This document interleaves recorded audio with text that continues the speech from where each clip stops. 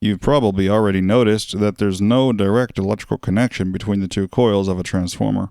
You're probably curious how you can get a steady electric current out of a transformer. This project will show you how. When you finish wiring, push the key once.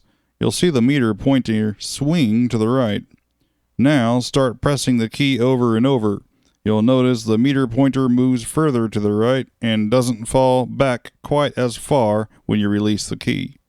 Now press the key as fast as you possibly can. Can you make the meter pointer stay all the way over to the right? Probably not, but you noticed that the meter pointer didn't swing over quite as wide a range as it did when you pressed the key slowly. The AC used in the power lines of a building reverse direction 120 times per second. That's the same as pressing the key in this project 120 times each second. The magnetic fields in a transformer connected to an AC line change so rapidly that there's almost no noticeable chopping or interruption of the electricity at the transformer's output. And here's an exercise for your brain.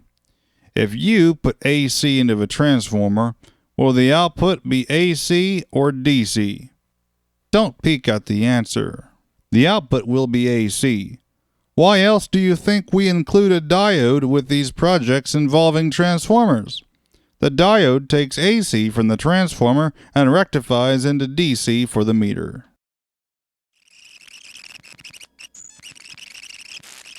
This has been a Cassette Master production.